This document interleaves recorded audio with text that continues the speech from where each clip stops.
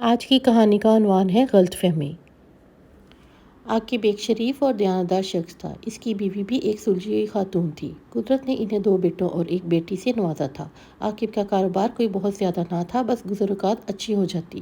جب ان کے بچے بڑے ہوئے تو عاقب کی بیوی طلعت نے اسے مشورہ دیا کہ بڑے بیٹے فیصل کو بیرون ملک بھجوا دیتے ہیں اور چھوٹا بھی پڑھ رہا ہے، بعد میں اسے بڑا بھائی بلوا لے گا۔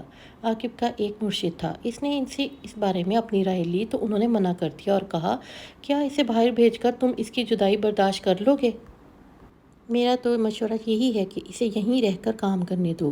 عاقب نے مرشد کی بات اپنی بیوی کو بتائی، مگر وہ بضد ہی تھی اور مرشد سے دعا کرنے کو کہا۔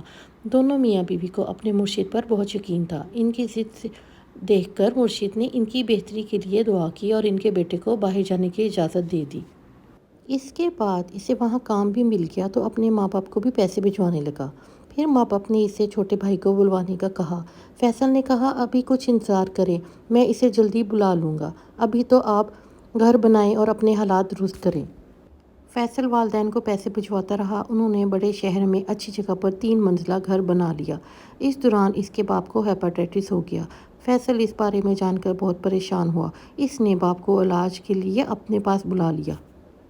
مگر خدا کو کچھ اور ہی منظور تھا۔ عاقب بیرون ملک علاج کے باوجود صحت یاب نہ ہو سکا، اللہ کو پیارا ہو گیا۔ اس دوران فیصل نے اپنے بھائی کو بلانے کے لیے کاغذات تیار کروا لیے۔ والد کی میت کے ساتھ وہ پاکستان واپس آ گیا۔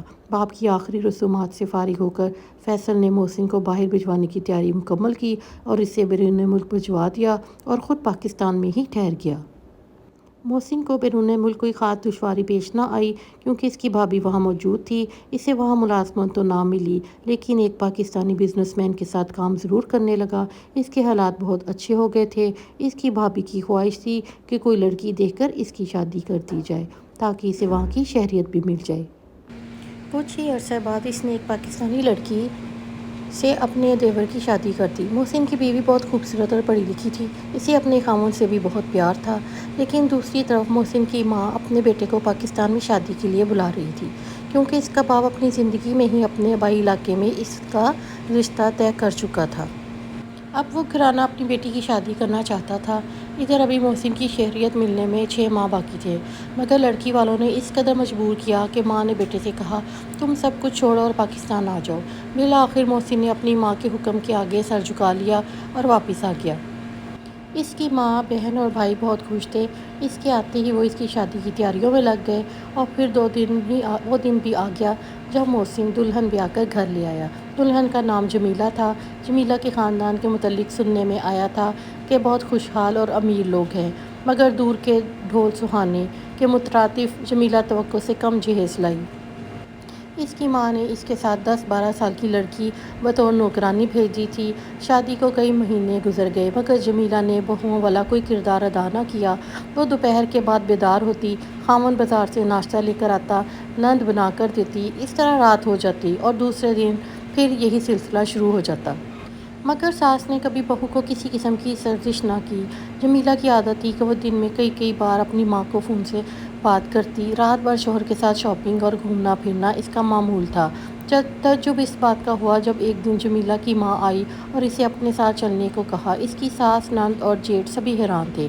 شوہر نے جانے سے منع کیا، مگر دونوں ماں بیٹیاں واپس چلی گئیں۔ جاتے ہوئے جمیلہ کے چہرے پر حیرانی کے آثار ضرور تھے، مگر وہ ماں کے حکم پر اس کے ساتھ چلی گئی۔ چند دن بعد ساس بہو کو لینے گئی تو جمیلہ کی ماں نے اپنی بیٹی کو بھیجنے سے صاف انکار کر دیا۔ کچھ دنوں کے بعد ماں بیٹا دوبارہ اسے لینے گئے، مگر انہوں نے پھر صاف انکار کر دیا کہ ہم نے اپنی بیٹی کو اس گھر میں نہیں بھیجنا۔ انہوں نے اس کی وجہ معلوم کرنا چاہی تو پہلے ٹالتے رہے، پھر کہنے لگے جس گھر میں نند اور ساس کی چلتی ہے، ہماری بیٹی وہاں کیسے رہ سکتی ہے؟ ہر وقت اسے جہیز کم لانے کے طعنے دیے جاتے ہیں اور صبح سویرے اس کا دروازہ کھٹکانا شروع کر دیا جاتا ہے۔ یہ سن کر ہکا بکا رہ گئے، قسمیں اٹھانے لگے۔ جمیلہ نے کمرے میں آتے ہوئے اپنی ماں کی گفتگو سن لی تھی۔ اس نے ماں سے کہا، آپ کو یہ سب باتیں کس نے بتائی ہیں؟ تو وہ بولی، تمہاری خادمہ نے۔